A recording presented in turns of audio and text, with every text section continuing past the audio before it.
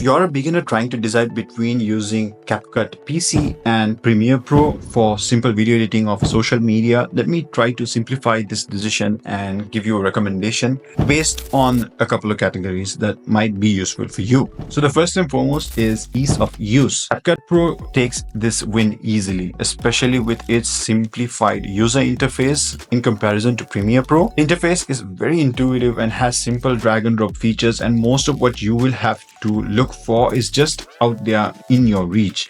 It's not as complicated and condensed as Premiere Pro. This is much more like a professional's decision to make. But as a starter, I believe CapCut is quite easy to understand, unlike Premiere Pro, where it has a much more steeper learning curve and it's going to take some time, but you can definitely get accurate and precise creative control with Premiere Pro in that case. Then there is features and flexibility. Premiere Pro is a professional software like I mentioned earlier, so it has limitless features and always keeps getting updates. Not just that, but Premiere Pro also has a backdoor to After Effects, and then you can dynamically link motion graphics together with your videos to make them pop and look much more spectacular. And there is a vast range of color grading and green screen effects and all that, which you could work on, especially on longer video formats. But for quick basic editing and faster transitions, effects and all that stuff, CapCut is easily a winner here. Especially for a beginner, you don't even have to do anything. You're just dragging and dropping effects that actually look cool, and you can make smaller tweaks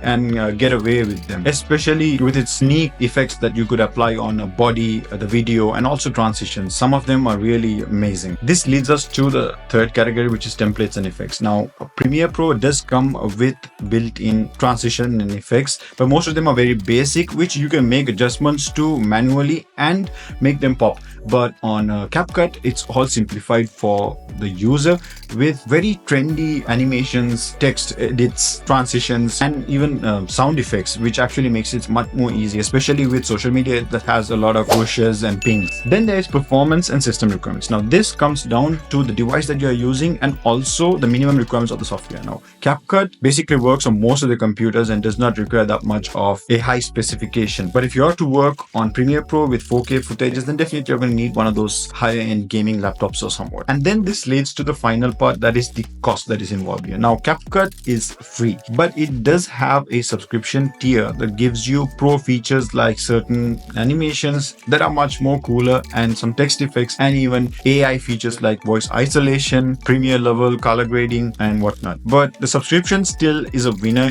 when you compare it with Premiere Pro, because the CapCut is only like less than $10 a month when you compare to the $20 to $60 subscription that you might have to pay for Premiere Pro or the Creative Cloud suite itself. However, you have to also keep in mind that when you're subscribing to a bigger software like Premiere Pro, you are getting premium professional grade tools and also constant updates. It's not like CapCut doesn't get updates. They do get, and the Pro tier is constantly updated, and you have a beta feature that allows you to try experimental features, that some of which are actually awesome. But at the end of the day, as a beginner, you are out there putting out videos constantly, and this is definitely going to be some sort of a side hustle, or you're trying to get a long day by compiling more videos or putting them together. I'd easily recommend CapCut for you. But if you want to challenge yourself and learn something, and you have the extra buck to pay for all of these stuff, then Premiere Pro is simply something that you might want to experience. Anyways, I definitely recommend CapCut for beginners, especially when you're making content for social media, and give it some time and you're gradually going to improve your skills, get familiar with all of the features that you have on them.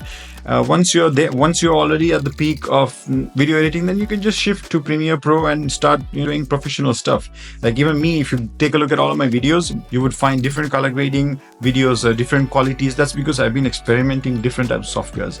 And if you're bringing up DaVinci Resolve, I even tried that, and this perfectly fits in between both of these. Now, the DaVinci, there's a free version and a studio version. The studio version is definitely a pick if you have the money. It's just a one-time purchase, though it's like about $200-300. But it falls in perfectly between both of these circles.